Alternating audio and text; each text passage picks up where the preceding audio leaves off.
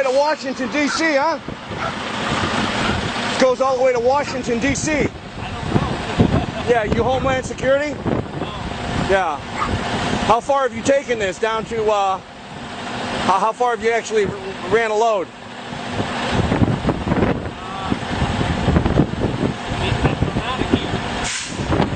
100 miles? Up to Maine? No shit.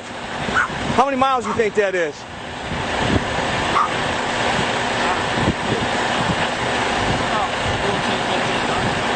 Man, that's unbelievable. Not to mention, I heard there's one that goes all the way to Colorado, right? Unbelievable. What do you think you're hauling? Any idea? Crap. Yeah, okay. Yeah. Crap makes all kinds of stuff. Yeah. You don't really know. Yeah.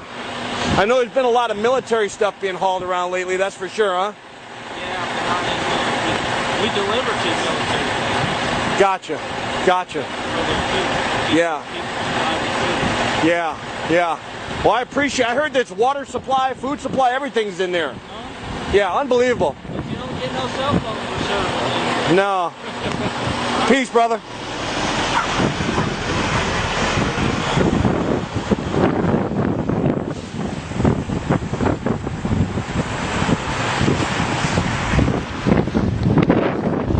I mean, basically, you got an underground roadway system here that runs all the way to Maine, to Washington, D.C., to Colorado. It's fully stocked. It runs completely underground. And you can see they've been hauling tons of military equipment. You know, they're stocking all these bases. Now, the other thing is the railroad system here is also very strategic. They're bringing in boxcar loads and they're dump shipping here, and they can really deliver to all these locations, which these locations go all the way to Area 51. These locations go all the way to Washington, D.C. There's access underneath the White House to this location, okay? So this is a strategic location, which is really the new command center for the Illuminati and the United States government. Well, forget the United States government. This is a headquarters for the Illuminati. This is where they'll ship most of their supplies. When they go underground, they can stay underground for quite some time. And this is stocked with food, water, everything they need. It's an underground city. So this is the north entrance, and we're going to go see if we can do some more digging.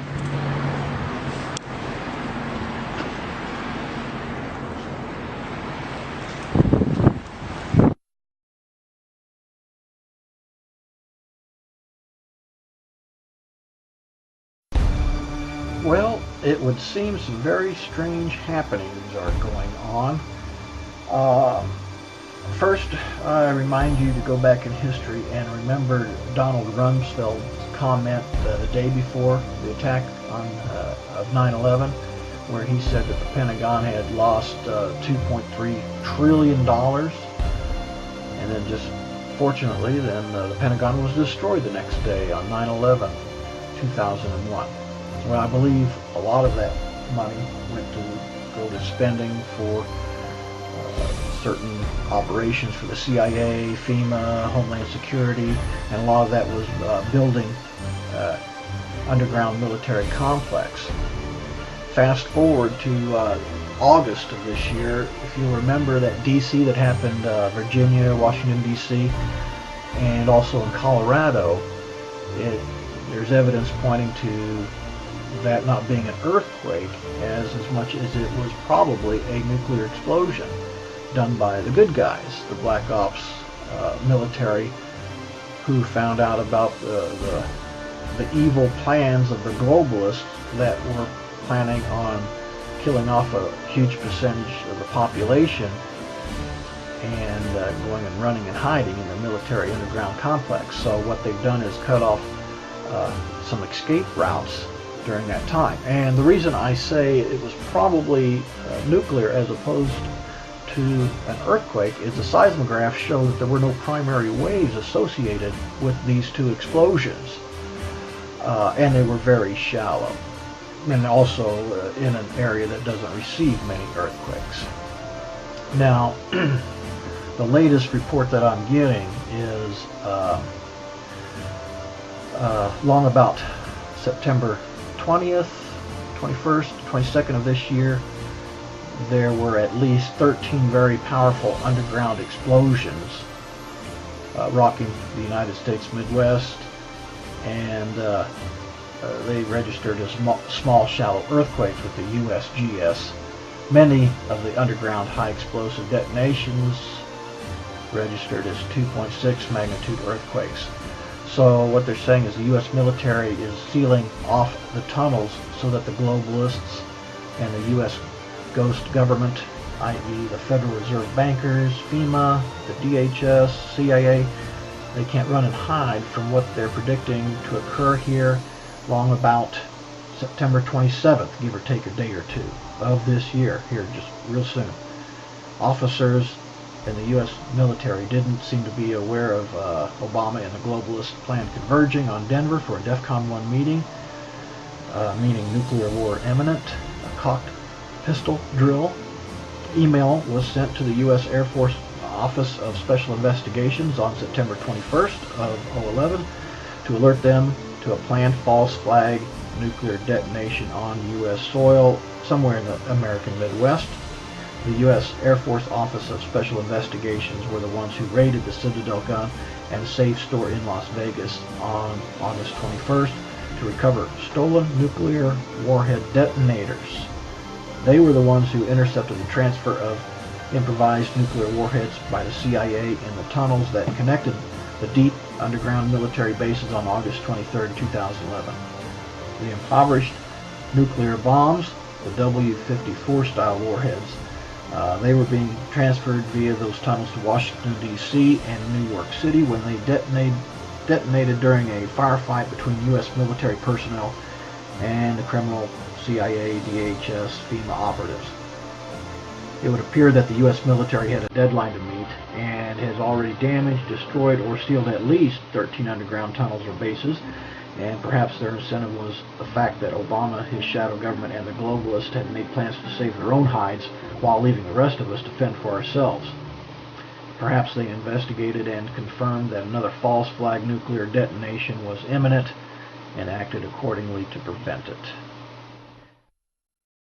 The following video details the contents of a Department of Defense document entitled Internment and Resettlement Operations, also known as FM 3-39.40. The document is 325 pages long and is signed by Joyce E. Morrow, Administrative Assistant to the Secretary of the Army. It was created in 2010, however, has just been recently leaked to the public via the internet and can now be downloaded from multiple sources. In the description below, you'll find a download link for the document. I strongly encourage you to download it yourself and to verify everything that's being said here. The document outlines military procedures for internment and resettlement of civilians, and it describes the layout and the administration of these internment camps. It clearly states on page 38 that it applies within U.S. territory, and it specifically addresses the detainment of U.S. citizens, as is indicated by the identification procedures for new prisoners on page 146, which states that social security numbers are to be recorded alongside their photograph and fingerprints.